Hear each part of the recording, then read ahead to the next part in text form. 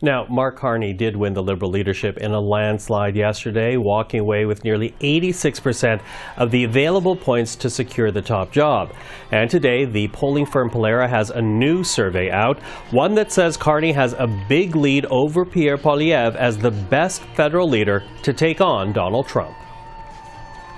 Dan Arnold is a former pollster for the last 3 Liberal campaigns, these days Chief Strategy Officer at Pollara. Dan, good to see you again. Happy to be here. So, we know that Mark Carney, the mere mention of his name has lifted Liberal numbers when it comes to the polls. But you've actually done, you and Pollara have actually done a head-to-head comparison of Mark Carney and Pierre Poilievre. And when it comes to competency, what are you finding here?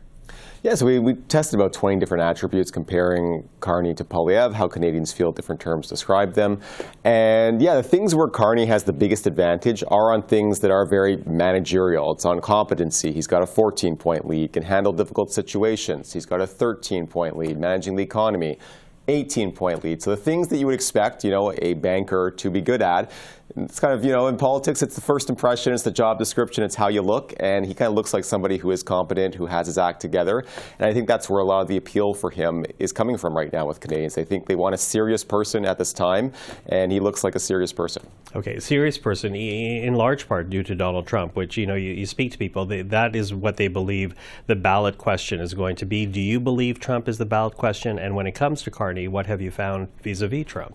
Yeah, it feels like Trump is the ballot question. And maybe Trump will become a wallflower for the next 2 months and disappear. That seems unlikely. So I'm assuming that Trump is going to be in the news. And it seems like that's all Canadians are paying attention to right now. And, it comes down to kind of who they want in charge to deal with the Trump fallout. On the same just kind of head-to-head, right now we've got Carney with a 14-point lead in terms of who Canadians feel between Carney and Poilievre. They trust to deal with Trump. But part of that is because, I think there's some unease about whether or not Poilievre would actually go along with Trump or stand up to him. We asked a separate question about, for each of these leaders, do you think they would do what Trump wants, or do you think they would stand up to Trump? For Carney, you've got 44% say they think he'd stand up to Trump. Only 70% say they think he'd go along with Trump. So more than twice as many say stand up to Trump.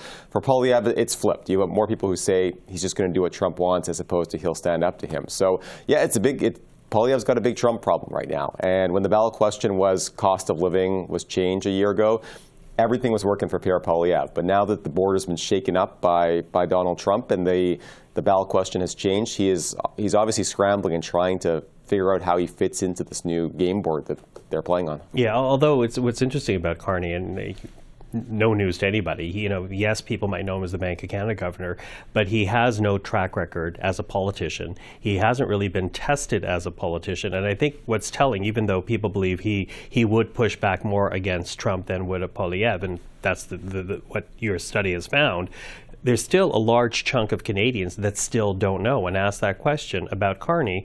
How much of that is a potential pitfall for the leader and the Liberal Party? Yeah, that's the big wild card for the election, right? Like, people love the idea of Mark Carney right now. I don't think they know a lot about Mark Carney. We asked in the survey, do you know a couple things about these politicians? You've got under half of Canadians right now who say they know a couple things about Mark Carney. So that's the majority of Canadians. Maybe they know his name, they know his former job title.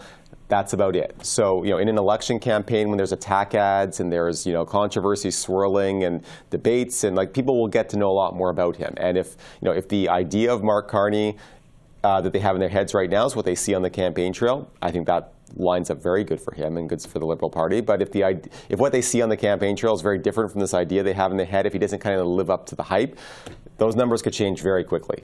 When you have an untested politician, there's a potential for a great result. There's also potential for things to really go south quickly in a campaign. Yeah, and as you say, that is the wild card here. Although I do want to ask about, Pierre Poilievre, because these head-to-head comparisons, we're talking about the areas where Mark Carney has actually come up ahead of the Conservative leader. Where has the Conservative leader, in any area, I wonder, has come ahead of the Liberal leader?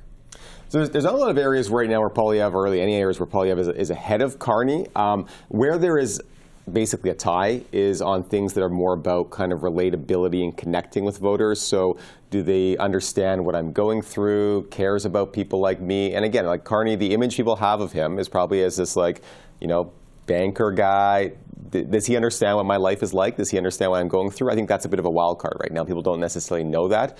For Poilievre, Certainly on something like getting rid of the carbon tax, yeah, they believe he's going to do that. But I think both of them need to kind of do a bit more in terms of connecting with voters and showing they understand what voters are going through. And that's maybe an area where there's some opportunities for Poilievre, just because Carney's not as, seen as strong in those areas. Mm-hmm. Now, to be fair, you and I are having this conversation as if it's a two-horse race, between Liberal and Conservatives.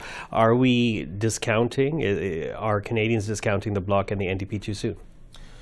Yeah, look, based on polling right now, they seem to have drifted into kind of the background of this discussion, and I think that's the big challenge Jagmeet Singh has right now, is that the conversation for the past month has been Trump, and then therefore Poilievre and Carney, how they're reacting to Trump. And the risk for certainly the NDP and maybe even the Bloc to some extent is that this kind of becomes a two-person race, and that's the battle that everyone pays attention to, and they become a bit of an afterthought in the campaign.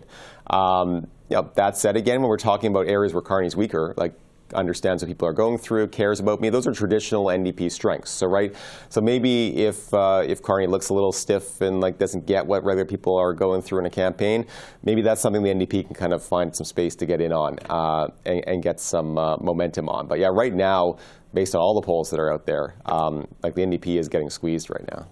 Okay. Dan Arnold, thank you for sharing the details of this new poll. Happy to be here.